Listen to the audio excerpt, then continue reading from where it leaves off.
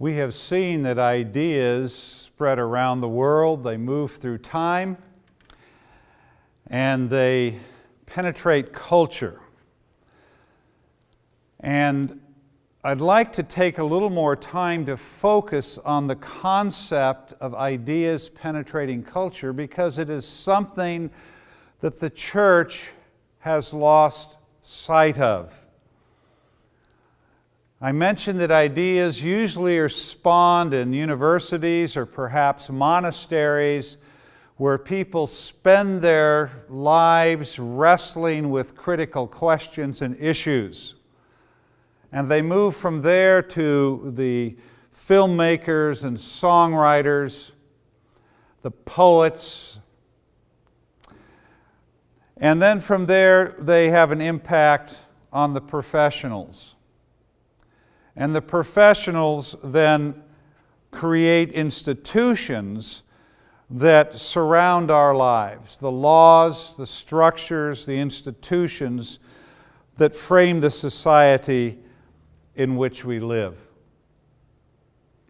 Someone said to me the other day, reflecting on a consumer society, they said, we are being consumed by consumerism.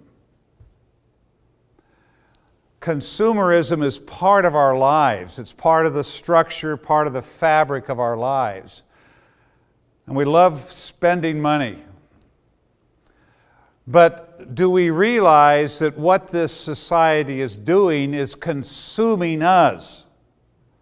It's consuming our hearts, our souls. It's consuming our health. So we live within the framework of these structures and institutions of society, and we don't even know what's happening to us. But I want to take a few minutes and look at the role of the artist, what I call the balladeer. In the medieval times, there were clowns, I think they were called jesters, and then there were balladeers. And the balladeers were people who would sing, they were minstrels, they'd go from town to town telling stories, turning the history into a story to remind people of who they were.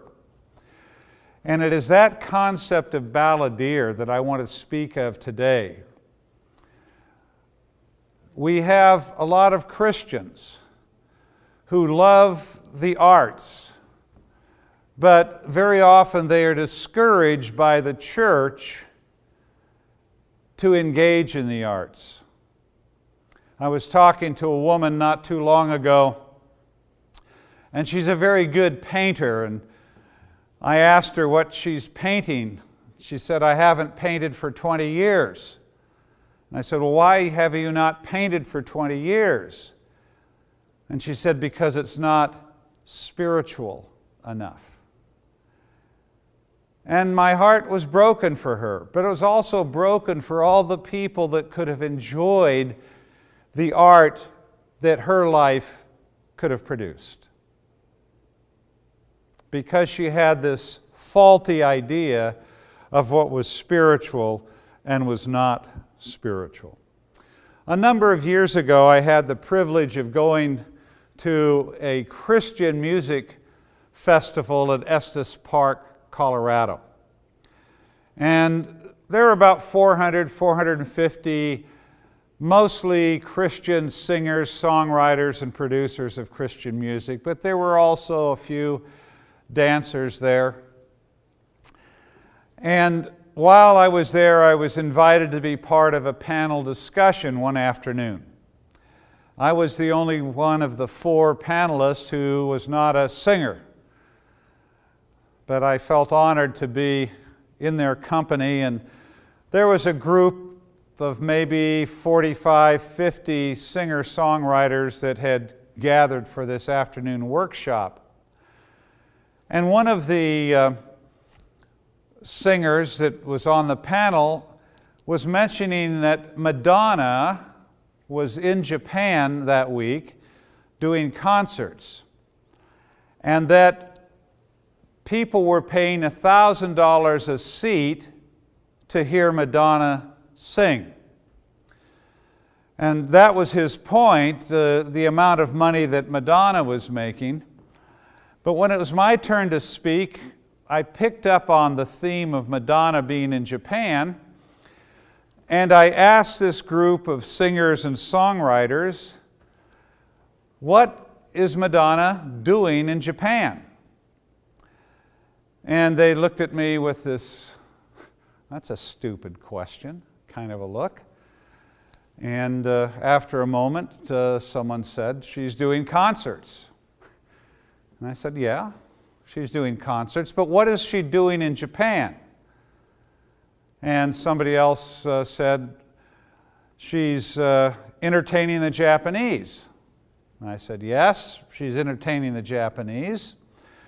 But what is Madonna doing in Japan? And somebody said, she's making a lot of money. And I said, at $1,000 a seat, she's making a lot of money. But what is Madonna doing in Japan? And they had no other answers. And I said, she's discipling a nation. And you should have seen their jaws dropped. They had never had that thought before. And how tragic this is, because our task as a church is to disciple nations.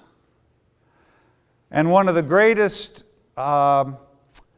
gifts that can be used for discipling nations is that of the arts. And here were all these Christian singers that didn't even have a clue. Most Christian music artists are busy entertaining the church.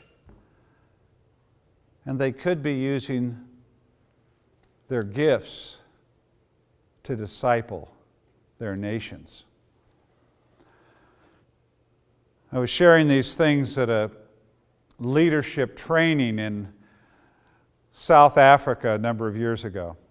It was one of those rich experiences where there were 150 young leaders from 50 different countries. What a privilege it is to be in that kind of an environment of both leaders but also the diversity of backgrounds. And as I got to this point in the session, the people that had invited me to come to South Africa came up to the platform and said, "Darrow, you need to sit down." So I went and sat down, and as soon as I sat down, a young woman stood up, and she had tears running down her cheeks. And she said, "I love to write music. I have a drawer full of music at home, but I never sing it, I never play it, because my pastor said that music is of the devil."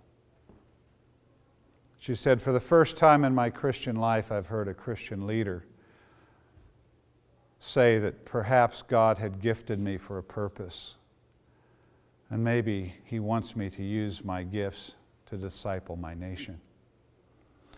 And she sat down, and a young man stood up. And he said, "I come from a nation that the world considers backwards. And my nation, we treat women very poorly."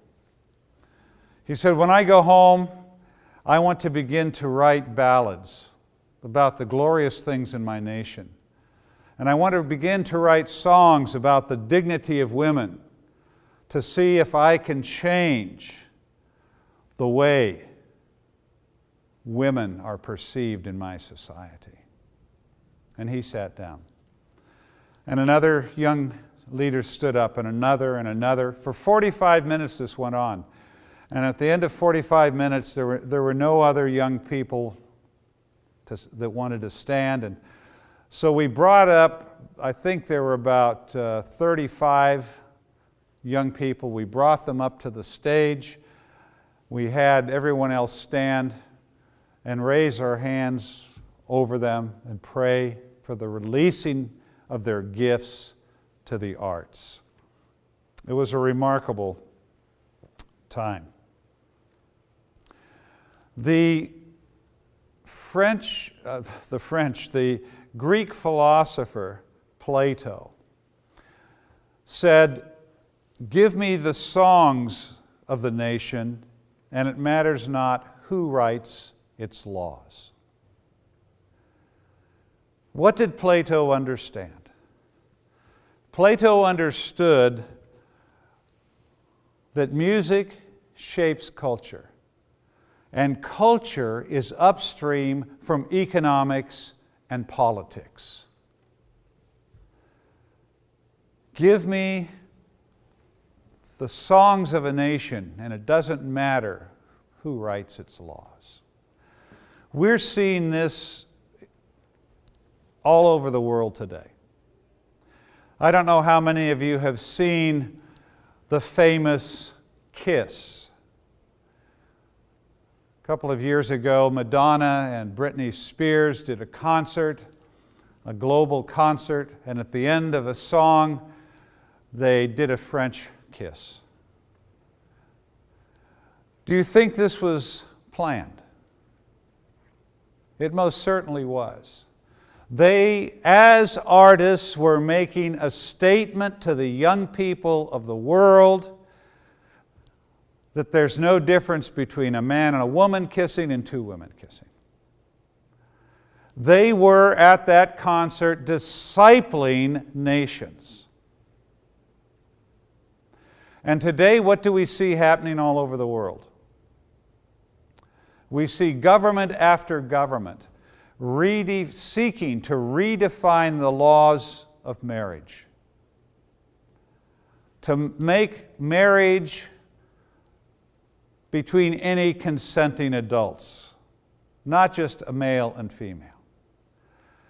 And I look as I travel to South America, as I travel to Africa, these nations in all their poverty, why are their parliaments, why are their congresses spending so much time creating these laws? Because the culture has shifted. And the arts have perpetuated the shift in the culture. I love going to a YWAM base in Puerto Rico.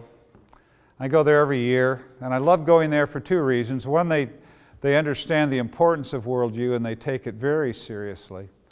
And the other, they attract a lot of young people who are artists, poets, songwriters, singers. And a few years ago, I was there teaching, and one of them asked me, they said, "Darrell, we understand you're writing a book on the plight of women." And I said, "Yes." And they said, "Well, would you give us a session while you're here about the book?" And I said, "Sure." And that night, I taught on the maternal heart of God. And while I was in the middle of teaching this subject, I noticed that the women were beginning to cry. They'd never heard anything like this before, and they'd never heard anything like this from a man before. And after a little bit, the men started crying because they were hearing the broken hearts of their sisters. The leader of the base, the YWAM base, came up and led a 45-minute time of repentance, and it was really an incredible evening. But the next year when I came back for my week of teaching again, one of the first things that happened, I had two poets come up to me at separate times, but each poets, and they wanted to share with me some of the poems they had written during the year about the dignity of women. And then I had another one of the guys come up, and he's a budding young filmmaker, and he said, "Darrell, after you left, we wrote a screenplay on the issue of the dignity of women." And they wrote the screenplay, they acted, produced, and directed this 45-minute movie. They'd never made a movie before in their lives. but they wanted to become balladeers to speak prophetically to their culture. And then after that, another young man came up and he said, "Darrow, since you were here last, we've written an original song album, 11 songs, and the music for 11 songs, all on the dignity of women. And these were not songs for the church. One of the titles of one of the songs was, 'There's no condom for the soul.' You can have a condom for your body, but not for your soul." So these young people took this album and they toured all over Puerto Rico sharing these songs. And then they went to Colombia and toured Colombia sharing these songs. They had captured, their imagination had captured the idea of becoming balladeers for the kingdom of God.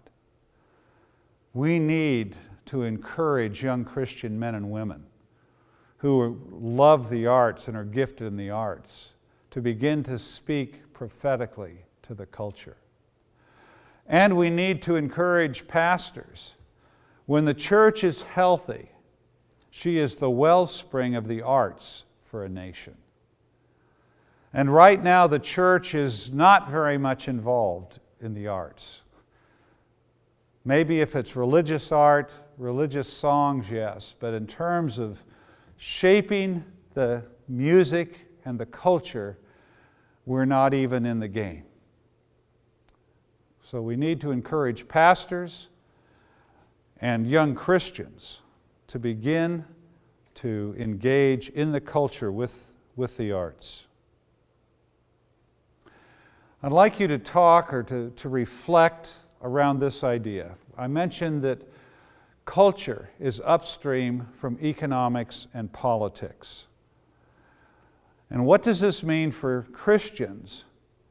And what are the implications of this as you look at your own culture and the political and economic processes that are going on today?